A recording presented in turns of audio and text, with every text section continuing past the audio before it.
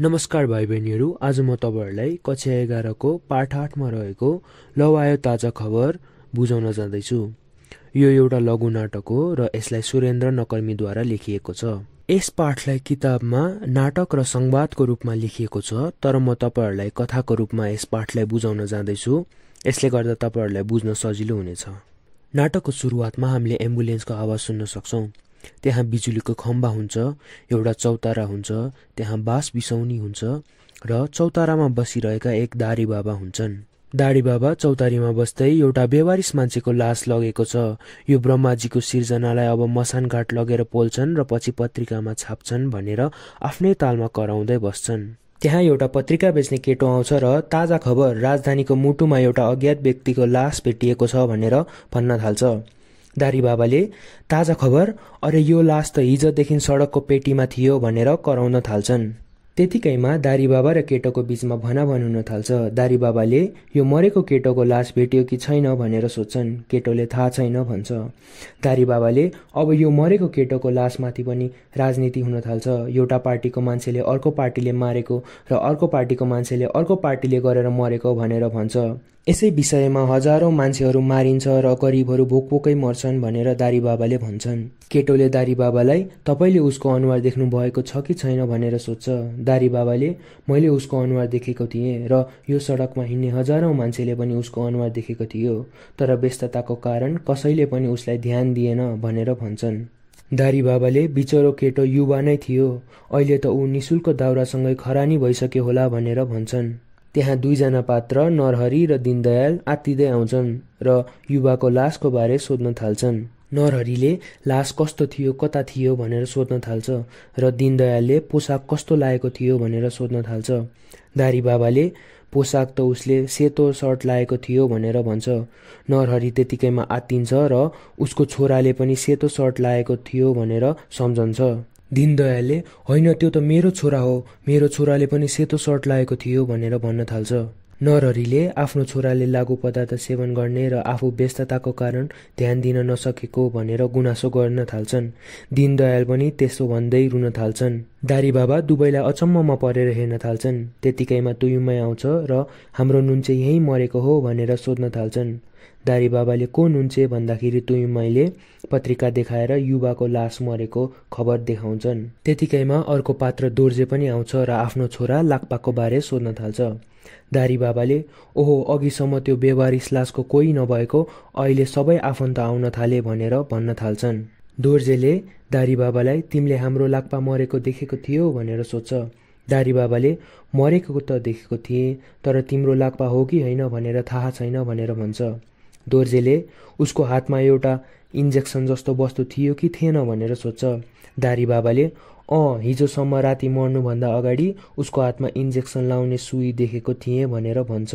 दारी बाबाले त्यो केटोले इन्जेक्सन लाउँदै थियो भनेर पनि भन्छ। दोर्जेले त्यो मेरै लाक्पा हुनुपर्छ, ट्रेनिङमा विदेशीले उसलाई इन्जेक्सन लाउन सिकाएको थियो, तर उसको छोराले नमानेर इन्जेक्सन लाउन थाल्यो र अहिले यस्तो हालत भयो भनेर गुनासो गर्दै बस्छ। आउँदो लोसारमा छोरालाई लिएर आउँछु भनेको मान्छे अब छोरा नै मरिसकेपछि कसरी ल्याउनु भनेर दोर्जे रुन थाल्छ। दारी बाबा यो सबै हेर्दै हाँस्न थाल्छन् र भन्न थाल्छन् सायद यो कलियुगको चरम बिन्दु हो।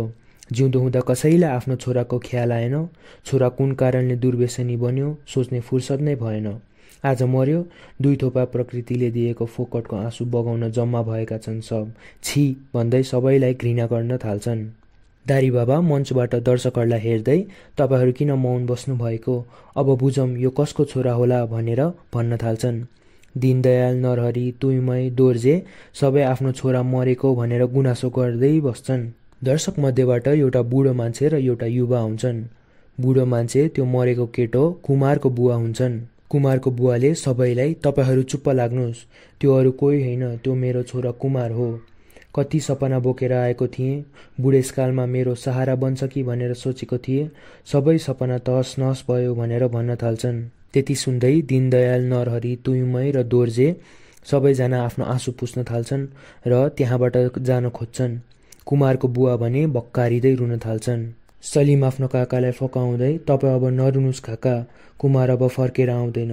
मैले त्यसलाई कतिचोटि भनिसकेको थिएँ, यस्तो लागु पदार्थ नखा, त्यस्तो खाने साथीहरूसँग नहिँड भनेर। तर उल्टै मलाई हकार्थ्यो। अब सबै सिद्धिसक्यो, तपाईँ नरुनुस् काका, हामी पनि तपाईँकै छोरा हो भनेर फकाउन थाल्छन्। सबै आफआफ्नो बाटोतिर लाग्न थाल्छन्। तर त्यत्तिकैमा दारी बाबाले सबैलाई रोक्छन् र भन्छन्, तपाईँ आफ्नो आपत्तिमा विचलित हुनुहुन्छ, तर अरूको आपत्तिमा हाँस्नुहुन्छ। एउटा चेतनशील मानिस भएर पनि तपाईँभित्र खै आपन्नत्वको भावना भनेर प्रश्न गर्छन्। अरूलाई खाने बाघले तपाईँलाई पनि खान सक्छ, अरूलाई पर्ने समस्या तपाईँलाई पनि पर्न सक्छ। देश नभने हामी कोही भन्दैनौँ। यो देश कुनै एक व्यक्तिको मात्र होइन, सबैको देश हो।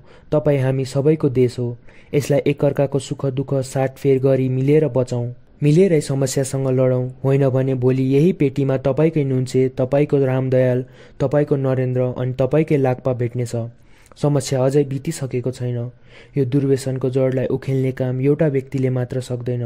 यो अभियान असल छोराछोरी अनि कर्तव्यनिष्ठ अभिभावकको समूहको अभियान हो। यो अभियान तपाईँ र हाम्रो हो। त्यसैले काम सबै मिलेर गरौँ भनेर दारी बाबाले सबैलाई भन्छन्। कुमारको बुवाले पनि दारी बाबाको कुरासँग सहमति जनाउँछन्। आफ्नै व्यवसायमा दौडधुप भइरहेको र त्यसैमा आफ्नो छोरालाई समय दिन नसकेको कुरा बताउँछन्। आफ्नो छोरालाई समय दिन नसकेकोमा आफ्नो छोरा दुर्व्यसनको शिकार भइसकेको कुरा पनि जनाउँछन्। कुमारको बुवाले सबैलाई आफ्नो छोराछोरीलाई समय दिन, आफ्नो छोराछोरीसँग कुरा गर्न र आफ्नो छोराछोरी दुर्व्यसनको शिकार भएमा उपचार गराउन सल्लाह दिन्छन्। आवश्यक परेमा सुधार गृह लगेर राख्नु, तर ढिला नगर्नु भनेर कुमारको बुवाले सुझाव दिन्छन्। त्यतिकैमा कुमारको बुवा रुन थाल्छन् र वरपरका मान्छेले काँधमा सान्त्वना दिँदै हात राख्छन्। पत्रिका बेच्ने केटो फेरि आउँछ र भन्छ, लौ आयो ताजा खबर, आजको ताजा खबर। दारी बाबा फेरि त्यो केटोलाई हेर्दै भन्छ, होइन भाइ, जब तिमी हाम्रो देशमा चेतनाको बिहानी लिएर आउँदछौ, हाम्रो युवा शक्ति दुर्व्यसनबाट मुक्त भएको खबर लिएर आउँछौ, अनि मात्र तिम्रो पत्रिकाको खबर ताजा र स्वच्छ हुन्छ, होइन भने? केटोले होइन भने के भनेर भन्छ। दारी बाबाले होइन भने तिम्रो खबर बासी नै हुन्छ भनेर भन्छ।